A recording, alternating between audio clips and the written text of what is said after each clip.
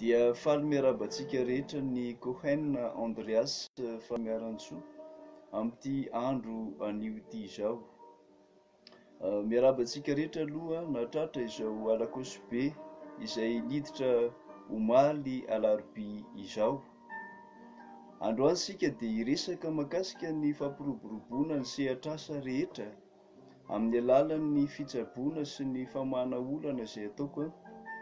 amin'ity fitsaboana ara-panahy ity zany no entina amoboasana izany lohahevitra izany sy hanatsarana ny sehatr'asa rehetra zany izay misy anao.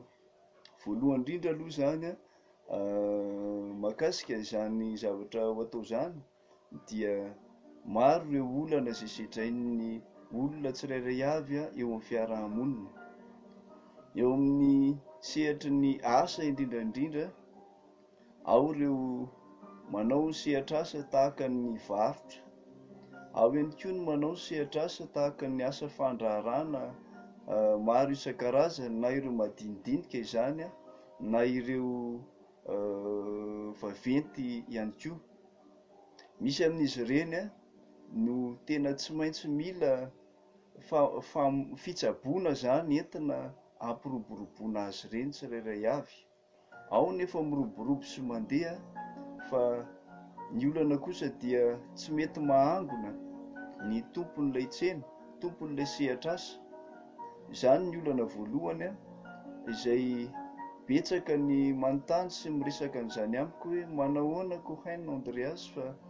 ny vola miditra fa tsy hita ny lalana ivoahany. Ny vola miditra fa ny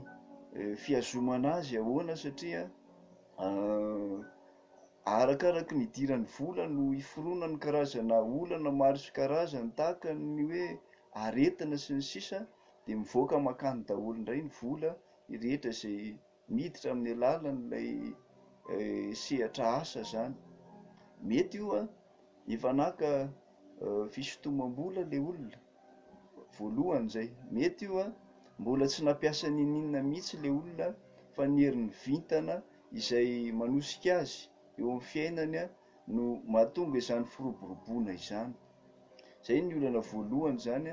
ny hoe miroborobo ny seha-piariana anankiray no ny hery sy mitosiky ny vintana izay mitondra azy, kanefa dia tsy mahangona izany vola miditra amin'izany izy fa sahala amin'ny arakaraky ny idiran'ilay vola betsaka kokoa eo amin'ny fiainany no iforonan'ny karazana aretina sy olana maro isan-karazany izay ahitana fandaniana ara-bola maro isan-karazany ihany koa zany, miteraka fandaniana ara-bola maro isan-karazany ka manjary lanilany sy tsy tonga amin'ny ilana azy ny vola izay miditra izany. Ao anatin'izay koa ny olana faharoa dia ny hoe tsy miditra mihitsy indray koa ny vola zany. Ninona atao dia midofotra ary karazan'ny tratran'ny faty antoka avokoa amin'ny zavatra rehetra izay atao. Misy ny manao karazana bizina kely maro isan-karazany eny anelakelan-trano eny kanefa dia midofotra mandrakariva. Ao mampiasa vola amin'ny resaka varotra kanefa dia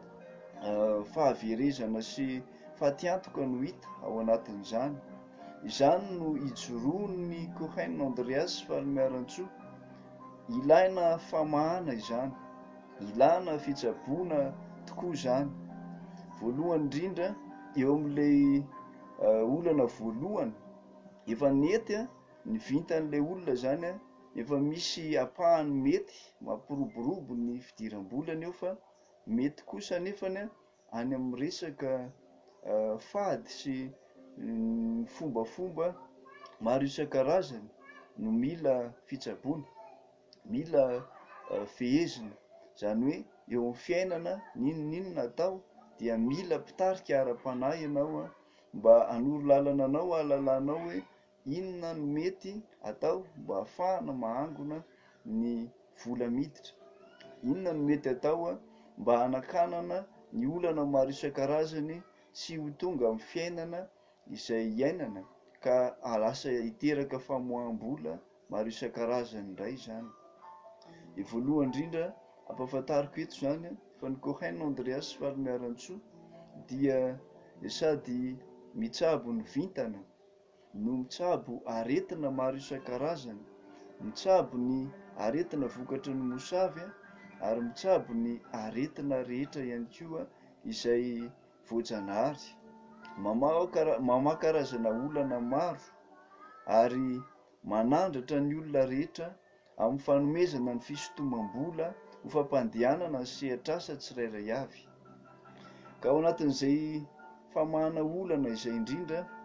dia ireo ny tany saiko ireo ny olana izay sedrain'ny olona eny amin'ny fiarahamonina. Ny vola moa no hozatry ny fiainana. Ny vola no mampandeha ny fiainana ray manontolo ety ambany masoandro satria io no fifanarahana nataontsika olombelona mba hividianana ny zavatra rehetra izay ilaina eo amin'ny fiainana, mba ihany koa hifanakalozana amin'ny ara-barotra sy amin'ny zavatra rehetra izay atao zany eto ambonin'ny tany. Ka noho izany indrindra dia apetrako voalohany indrindra aloha zany ilaina, tena ilaina bebe kokoa mitongavy ianao manao consultation raha sendra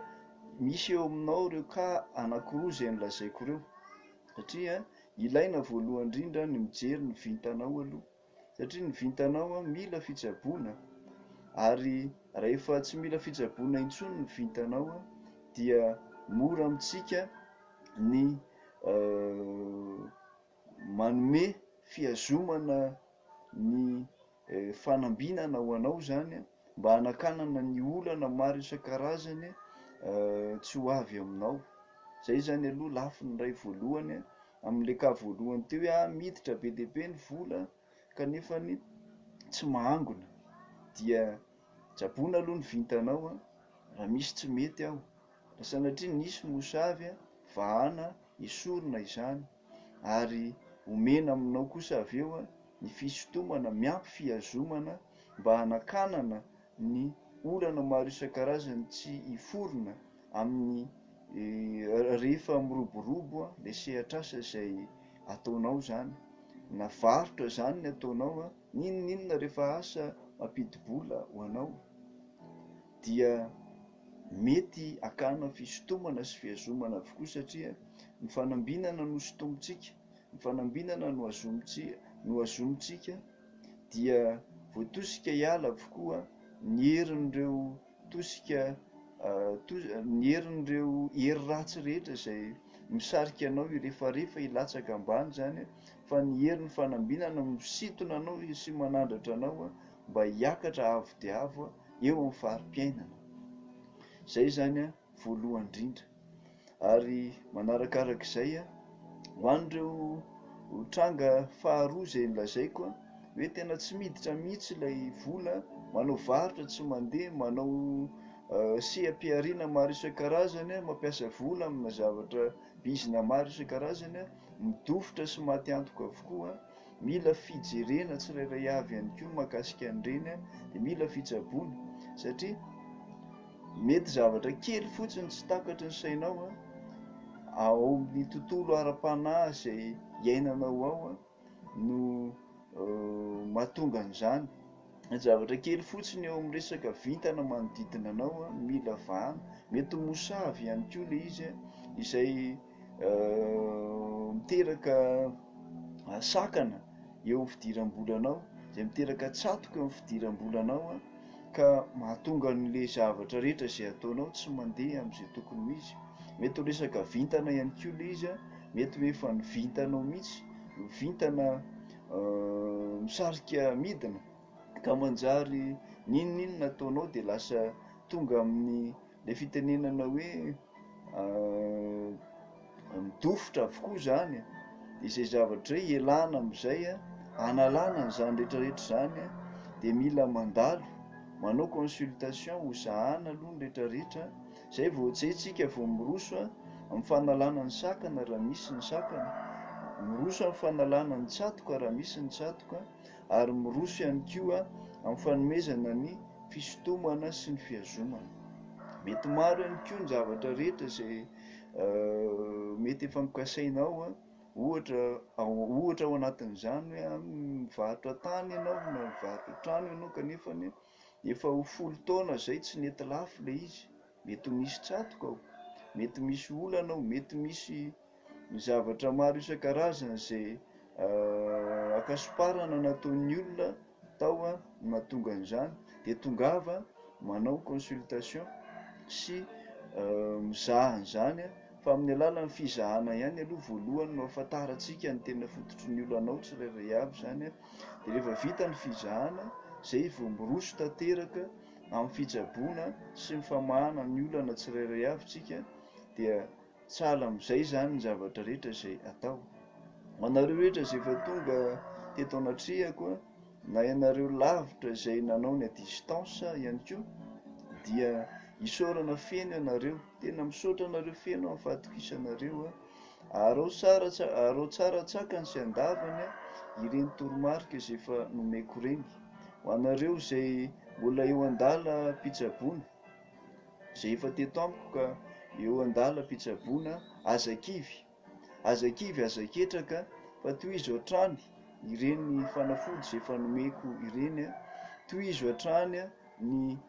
toromarika izay efa naseko narahana de arao tsara tsakany sy andavany. Raha misy ny mampiaya aza misalasala miantso ahy, aza misalasala miantso anahako zany de fampiresaka isika. Zay zany no androany aloha fahapatsahiviko eto fa misy ny lahara-tarobia izay misoratra etsy ambany dia apetrako moa zany ao aorianan'izao video zao misy laharana WhatsApp ahafahanareo mifampiresaka amiko amin'ny alalan'ny appel video, misy ny laharana an-tarobia tsirairay avy ahafahanareo miantso amin'ny vantana ny telefona, misy ihany koa ny compte Facebook maromaro reo izay misy ny sariko avokoa, apatsihiviko tsara aloha misy ny sariko avokoa ny compteko rehetra izay ato anatin'ity Facebook ty zany, ary iray tokana ihany ny page izay ifampiresahako aminareo ity page anaovako ny en direct ity. Misy sarany manokana ny consultation de misy sarany manokana ny famahana ny olana sy ny fitsaboana rehetra tsirairay avy dia mankasitraka tompoko lahy, mankatelina tompoko vavy afaka miantso ianareo, afaka mandefa hafatra miafina fa voavaliko avokoa reny ho an'izay tsy mbola voavaly moa zany de manasa anareo hiantso mivantana amin'ny alalan'ny appel video na amin'ny alalan'ny telefona amin'ny alalan'ireo laharan'ny telefona rehetra izay napetrako reo zany fa maro de maro moa le message privé ka mety misy ihany koa tsy voavaly de ilana tsiny betsaka tompoko lahy sy tompoko vavy. Eny ary Coen Andreas Falmiarantsoa no resaka taminareo teto androany dia mirary tontolo andro mahafinaritra ho antsika rehetra, mankasitraka tompoko lahy de samy ten'Andriamanitra avokoa tsika rehetra.